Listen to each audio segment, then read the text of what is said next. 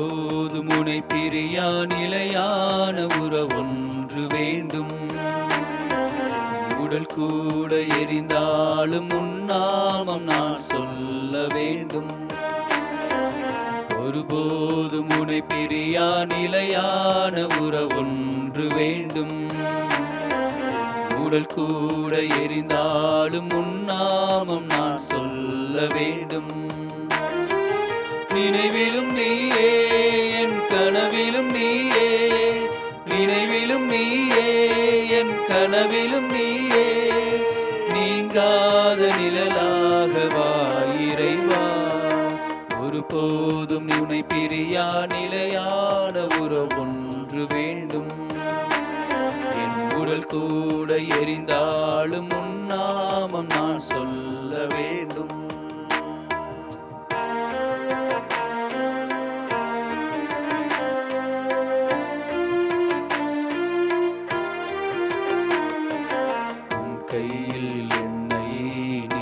பொறித்தாய், பெயர் சொல்லி அன்பாய் என்னை அழைத்தாய். உன் கையில் என்னை நீ பொறித்தாய், பெயர் சொல்லி அன்பாய் என்னை அழைத்தாய். ஏன் என்னை நீ தெரிந்தாய், என் வாழ்வில் ஏன் நுழைந்தாய். ஏன் என்னை நீ தெரிந்தாய், வாழ்வில் ஏன் நுழைந்தாய். உன் மாறாத அன்பில் மகிழ்வொன்று கண்டேன். தாய் உறவொன்று தேடும் பிள்ளை போல் நின்றேன். உன்னோடு நான் வாழ்வேன். ஒருபோதும் உனை பிரியா நிலையான உறவொன்று வேண்டும். உடல் கூட எரிந்தாலும் உன்னாமம் நான் சொல்ல வேண்டும்.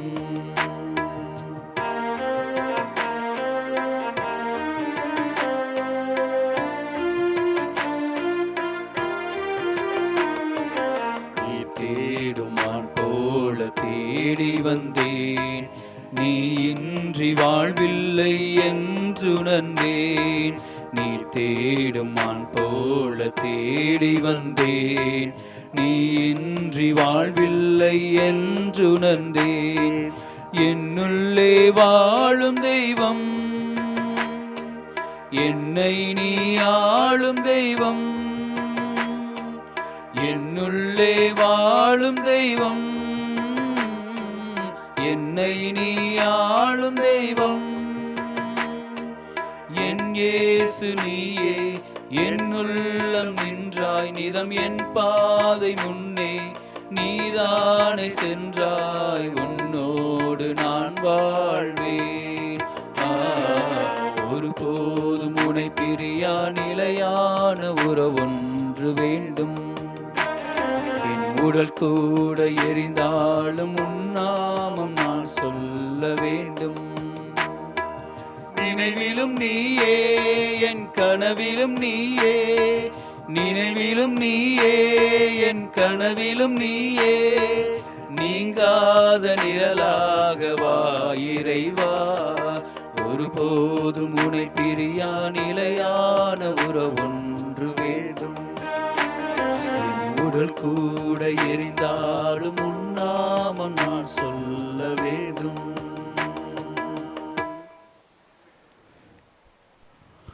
புனித மார்க் எழுதிய நற்செய்தியிலிருந்து வாசகம். இயல் 6 இறைவாக்கியங்கள் 45 முதல் 52 வரை. இயேசு கூட்டத்தினரை அனுப்பி கொண்டிருந்தார். அப்பொழுது தம் சீடரையும் உடனே படகேறி தமக்கு முன் அக்கறையிலுள்ள பெத்சைதாவுக்கு செல்லுமாறு அவர் கட்டாயப்படுத்தினார். அவர் அவர்களிடமிருந்து விடை பெற்று கொண்டு இறைவனிடம் வேண்டுவதற்காக ஒரு மலைக்கு சென்றார். பொழுது சாய்ந்த பிறகும் படகு நடுக்கடலில் இருந்தது. ஆனால் அவர் தனியே கரையில் இருந்தார்.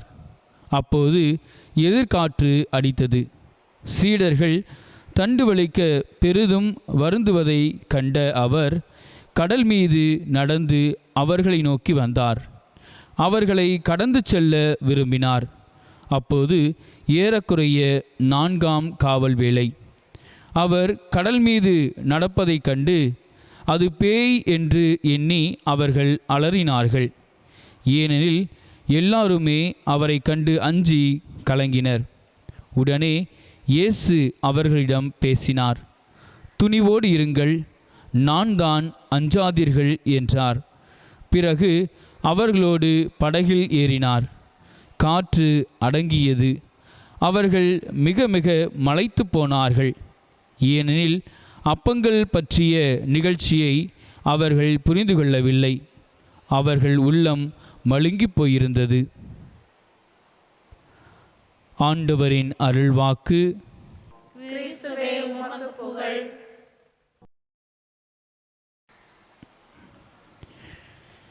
இறையேசுவில் அன்புக்குரிய சகோதர சகோதரிகளே, நம் ஆண்டவர் இயேசு கிறிஸ்து ஒரு மாபெரும் அதிசயத்தை செய்துவிட்டு ஒரு பகுதியிலிருந்து மற்றொரு பகுதிக்கு தன்னுடைய இறை பணியை செய்ய தமக்கு முன்பாக சீடர்களை அனுப்புகின்றார். அனுப்பிய பிறகு தாம் தந்தையாம் கடவுளோடு ஒரு சில மணித்துளிகள் செலவழிக்க வேண்டும் என்று சொல்லி தனிமையிலே ஆண்டவரோடு இறைவேண்டலில் இணைகின்றார். அன்புக்குரியவர்களே, ஆண்டவர் இயேசு கிறிஸ்து இந்த ஒரு நிகழ்வின் வழியாக நம் ஒவ்வொருவருக்கும் எடுத்து காட்டுகின்ற ஒரு மாபெரும் எடுத்துக்காட்டு, நாம் ஒவ்வொரு நாளும் நம்முடைய வாழ்க்கையை துவங்குகின்ற பொழுது தந்தையாம் கடவுளோடு ஒன்றித்திருக்க வேண்டும் என்பதை தெளிவுபடுத்துகின்றார். இறை மகனாக இருக்கின்ற அவர் எதற்காக தந்தையோடு ஒன்றித்திருக்க வேண்டும் என்று சிந்தித்து பார்க்கையிலே, தான் வலிமையுள்ளவராக இருக்க வேண்டும், மேலுமாக தந்தையின் கட்டளையை அறிந்து அதன்படி தன்னுடைய இறை பணியை செய்ய வேண்டும் என்று சொல்லி ஆண்டவர் இயேசு கிறிஸ்து தன்னுடைய நேரத்தை ஒரு சில மணித்துளிகள் தனிமையிலே தந்தையாம் கடவுளோடு செலவழிக்கின்றார். ஆக நம்முடைய வாழ்க்கையில் நான் ஒவ்வொரு நாளும் காலையில் எழுந்தது முதல் இரவு மீண்டுமாக படுக்கைக்கு செல்கின்ற வரை எந்த அளவிற்கு கடவுள் எனக்கு வகுத்திருக்கின்ற திட்டத்திலே நான் செயல்படுகின்றேன் என்பதை சிந்தித்து பார்க்க வேண்டும். ஆம், அன்புக்குரிய சகோதர சகோதரிகளே, நாம் தினம்தோறும் நம்முடைய வாழ்க்கையை துவங்குவதற்கு முன்பாக ஆண்டவரில் தனிமையில் நாம் ஜெபிக்க வேண்டும். அந்த ஜெப வாழ்வு அன்றாட வாழ்க்கையிலே நாம் எப்படி நடக்க வேண்டும் என்பதை நமக்கு கற்றுத்தருகின்றது. ஆண்டவர் நம்மை வழிநடத்தவும் செய்கின்றார் என்பதை இந்த நற்செய்தியின் வாசகத்தின் வழியாக நாம் அறிந்து கொள்ள வேண்டும். மேலுமாக ஆண்டவர் இயேசு கிறிஸ்து தன்னுடைய சீடர்கள் நடுக்கடலிலே பயந்து அச்சமுற்று பெருங்காற்றினால் பாதிக்கப்பட்டிருப்பதைக் கண்டு அவர்களுக்கு உதவ ஆண்டவர் இயேசு கிறிஸ்து கடலிலே நடந்து செல்வதை நாம் வாசிக்க கேட்டோம். நம்முடைய வாழ்க்கையிலும் நாம் எப்பொழுதெல்லாம் கலங்கி தவித்து கொண்டிருக்கின்றோமோ அப்பொழுதெல்லாம் ஆண்டவர் நம்மை தேடி வருகின்றார். நாம் குறிப்பாக ஒரு வசனத்தை பார்க்க வேண்டும். அவர்களை நோக்கி அவர் வந்தார், ஆனால் அவர் அவர்களை கடந்து செல்லவும் விரும்பினார் என்பதை நாம் பார்க்கின்றோம். இருந்தபொழுதும் அவர்கள் கண்ட துயரங்களை பார்த்து அவர்களுக்கு உதவி புரிகின்றார். ஆம், அன்புக்குரியவர்களே, நம்முடைய வாழ்க்கையில் நம்மை நோக்கி ஆண்டவர் வருகின்றார். நம்முடைய வாழ்க்கை சூழ்நிலையை பார்த்து அவர் கடந்து செல்ல ஆசைப்படுகின்றார்.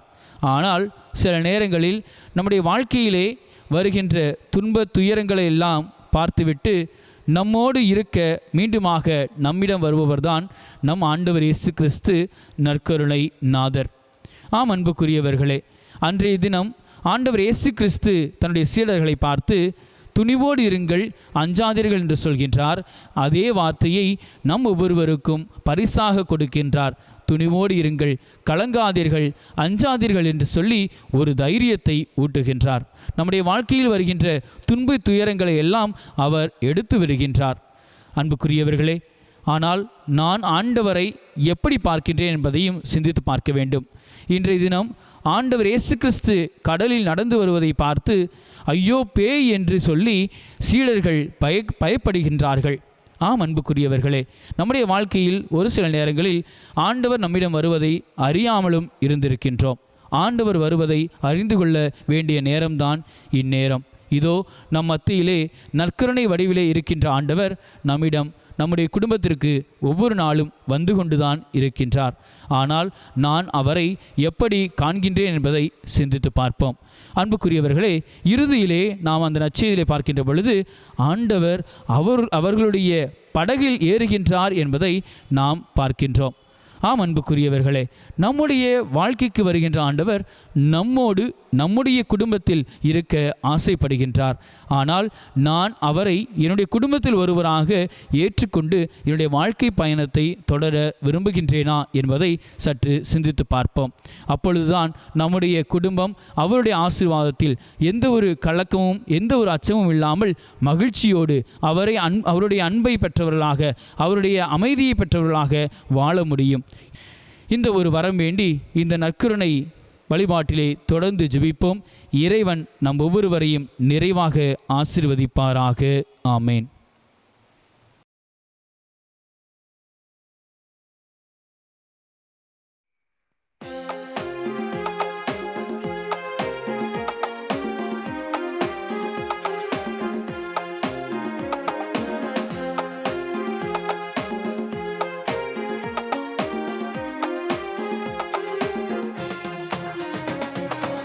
அதிசயங்கள் செய்கிறவர் நம் அருகில் இருக்கிறார்.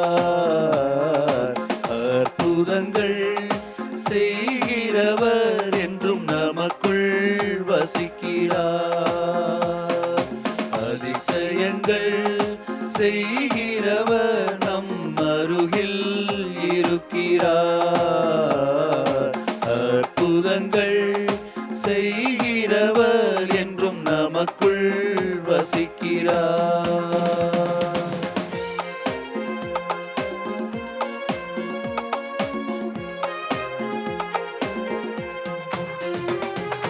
தண்ணீரை இரத்தமாய் மாற்றினார் அதிசயம். தண்ணீரை இரத்தமாய் மாற்றினார் அதிசயம். வெறும் தண்ணீரை திராட்சை ரசமாய் மாற்றினார் அதிசயம். வெறும் தண்ணீரை திராட்சை ரசமாய் மாற்றினார் அதிசயம். அதிசயங்கள் செய்கிறவர் நம் அருகில் இருக்கிறார். அற்புதங்கள் செய்கிறவர் என்றும் நமக்குள் வசிக்கிறார்.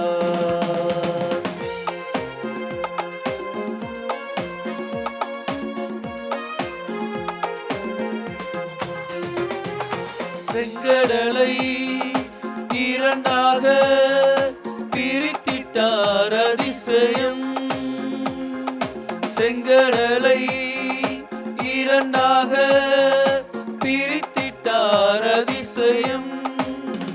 புயல் காற்றை தம் மழையாலே அடக்கினார் அதிசயம். புயல் காற்றை தம் ஆணையாலே அடக்கினார் அதிசயம். அதிசயங்கள் செய்கிறவர் நம் அருகில் இருக்கிறார். அற்புதங்கள் செய்கிறவர் என்றும் நமக்குள் வசிக்கிறார்.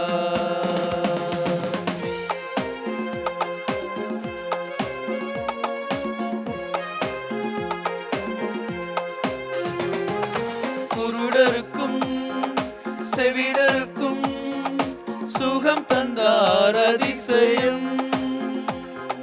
குருடருக்கும் செவிடருக்கும் சுகம் தந்தார் அதிசயம்.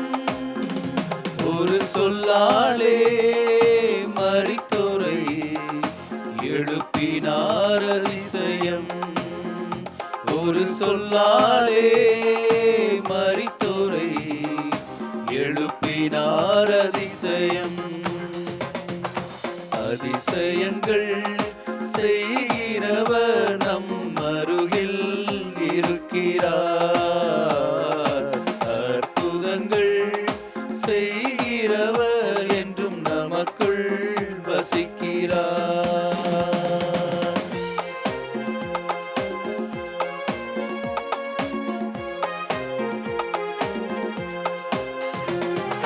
பாவியான என்னையும் உயர்த்தினார் அதிசயம்.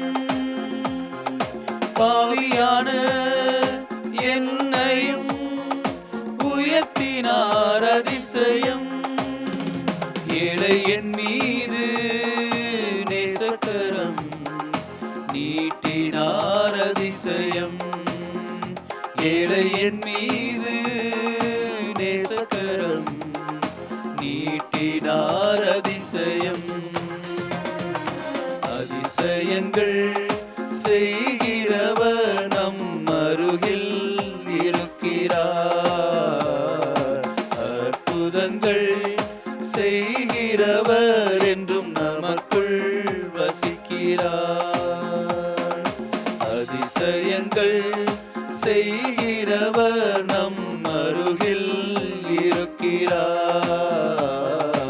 அற்புதங்கள் செய்கிறவர் என்றும் நமக்குள் வசிக்கிறார்.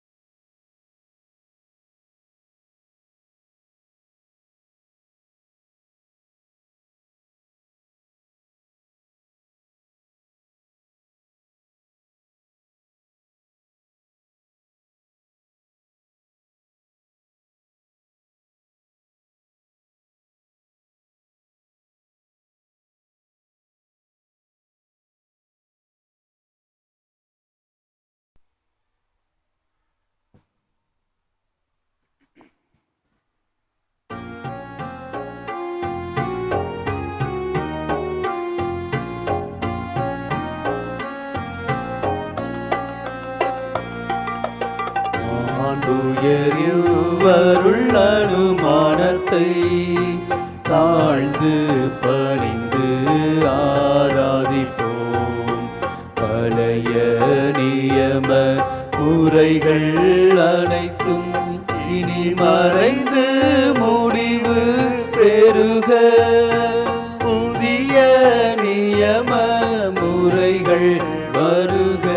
புலன்களாலே மனிதன் இதனை அறிய இயலா. குறையை நீக்க விசுவாசத்தின் உதவி பெறுக.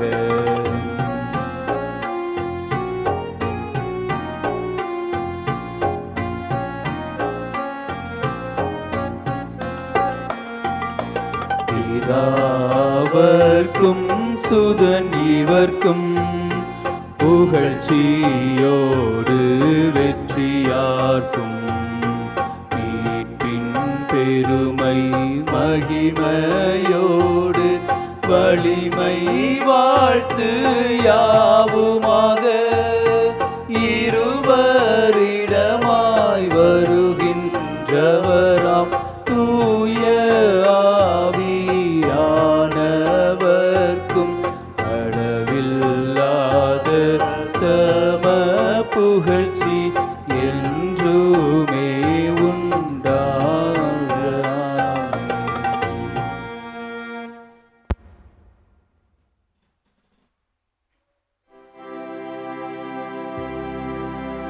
வானி நின்று அவர்களுக்கு அப்பம் அளித்தீரே. இனிமையெல்லாம் தன்னகத்தே கொண்ட அப்பம் இதுவே. மன்றாடுவோமாக. இறைவா, இந்த வியப்புக்குரிய திருவருட் சாதனத்திலே உம்முடைய பாடுகளின் நினைவை எங்களுக்கு விட்டு சென்றீ. உம் திரு உடல் திரு ரத்தம் ஆகியவற்றின் தூய மறைபொருளை வணங்கும் நாங்கள் உமது மீட்பின் பயனை இடைவிடாமல் தூய்த்துணர்ந்து மகிழ அருள்வீராக. தந்தையாகி இறைவனோடு தூயாவியாரின் ஒன்றிப்பில் இறைவனாய் என்றென்றும் வாழ்ந்தாட்சி செய்கின்ற உம்மை மன்றாடுகின்றோம்.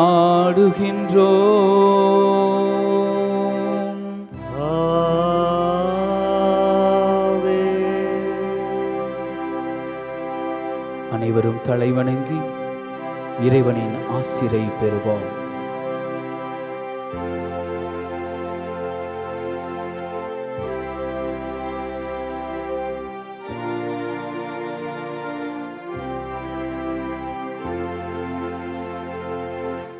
நிலையான புகழுக்குரிய தூய்மை மிகு நற்கருணைக்கு எல்லா காலமும்